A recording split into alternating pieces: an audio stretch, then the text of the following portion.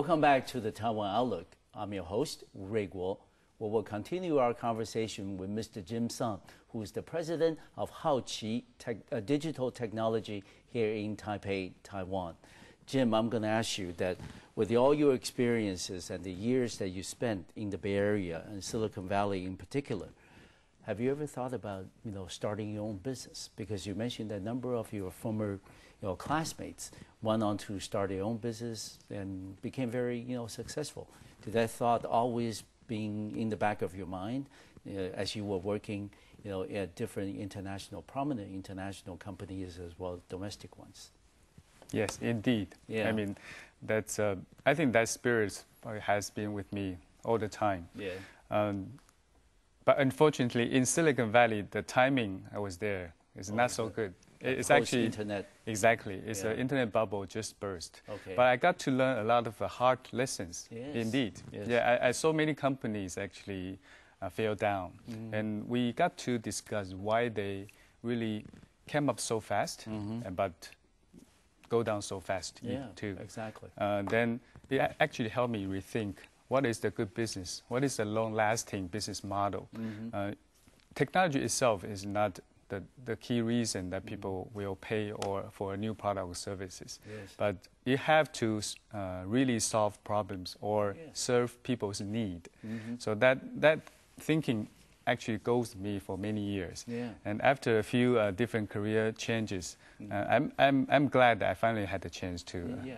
So Jim, I want to congratulate you. You have now started your own company, HiAChieve Digital Technology here in Taipei, Taiwan. Specifically, you want to set up a platform that will integrate all the software for the electronic books industry in the future. Can you then tell us a little bit about the idea and the vision that you have behind HiAChieve Digital Technology? Sure. Please. Thank you. Yeah, HiAChieve Digital Technology is formed earlier this year. Yes. It is certainly under the e-book phenomenon that Amazon's Kindle has brought to the world. Yes. Coming from Hong Hai's background, we know that to succeed in this new industry, you have to have several elements that come together and integrate very well to be able to succeed. So we found this opportunity and think that we can do a good job integrating all the latest technology, including software, hardware, content, and service platform. So all these four elements coming together, we think you can give people a very new and rich digital learning experiences. I call it digital learning because we don't do only books compared to Amazon's Kindle. We do a wider area. We think that the learning needs, including reading, and that's what people will always need to have. Of course. Then we also found that the students, particularly the student aged from 7 to 15, they have the most diverse and highest need for learning. So we survey this market and think that that is a great entry point.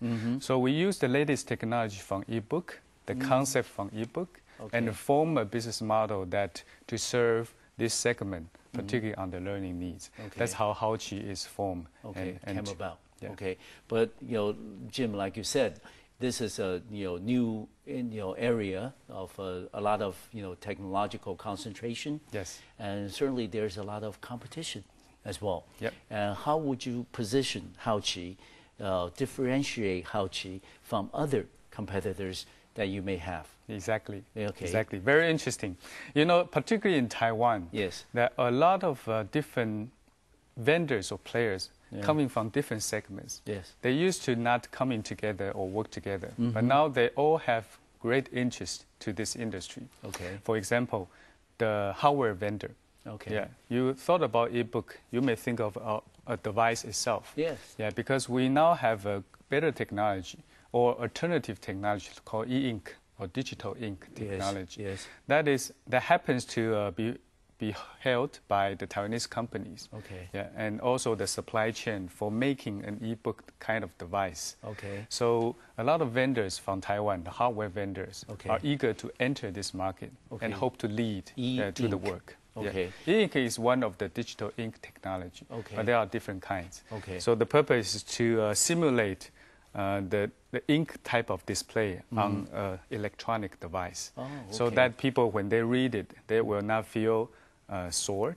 And also the device can consume a lot less power. Oh, okay. So a book, maybe you don't have to charge in 14 days. Okay. This is not like your iPhone or your cell phone. Yeah. You have to charge it every day. Yeah, every day. Yeah. So that is a hardware technology that is Okay. becoming more mature. Okay. And also the telecom services provider, Yeah. they also want to use this opportunity to promote the mobile devices. Yes. Because one of the key innovation in the Amazon's model is to build in the wireless capability in this kind of device. Yes. So whenever you go and whenever you like to read a book, you can download from a server. Yeah. Or for example, the Amazon portal, and the book or the materials can be available instantly. Yes. And the telecom service providers like that idea Yeah. because they can promote their 3G or 4G course. services. So globally, a lot of telecom operators are eager to drive or into- lead Yes. this kind of industry too. Yeah. The third group is the content providers, particularly publishers. Okay. Yeah, they used to be in the very traditional world. Of course. Yeah, you know, publishers, they publish books and they find authors. They Yeah. provide some added value. Yeah. But mostly, they don't think of a digital world that much. Okay. So, but now, we call it digital tsunami is coming to their store. Yes. They don't want to be like the music industry. The record company or record store will suffer from the loss of a lot of digital content Of course, distribution. from vinyl records to CD. CD to MP3 to Yes. iPod. Exactly. Yeah, iTunes. So people are getting used to the digital music these days. Exactly. But the paper or the books are the final media that will get digitized. Yes. So publishers, traditional publishers, realize this paradigm shift is coming to their door. So the bigger ones, they are eager to partner with the other vendors because by themselves, it's very difficult for them to create a digital solution Of course. by the publishers. So we see the phenomenon that the players from different groups have to work together. Or there should be an integrator, like Amazon or like HiAChieve, I would Yes. say. The HiAChieve technology can integrate digital content from the publisher. Yes. They can integrate the services and build a service platform working with telecom services. And then we partner with hardware vendors to create a device that is seamlessly integrated so that the solution, when it is provided to a user, consumer, yes. they had a very integrated experience Okay. of either learning or reading. Okay. So the industry is actually at the beginning of is forming. So Okay. that's so interesting and then drove us into the business. Yeah, Jim, but I'm going to play the devil's advocate. And for people maybe our generation, we're used to buying books. We used to read, solid books in our made of paper, print on paper, and then we can, underline it, and then we can make comments and remarks, and that was an experience I think most of us, grew up with. And granted, we understand that the digital revolution is coming or has already come, and it will continue, that progress, and maybe. That will be more applicable for people younger, like you mentioned, in the age group of 7 to 15.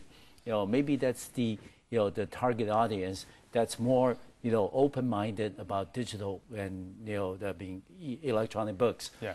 But people our age, they're still the mainstream consumer these days. Yeah. And then how do you think that's gonna overcome our apprehension, our reluctance? Yes. To pursue electronic books. Yeah. How would you do that? Actually, you are hitting the right point. When we are surveying this business, we have the technology, but Yes. who will be our target audience? Exactly. So we decided that students with a younger age, that will be better. Exactly like you just described. Okay. They are much easier to accept new technology.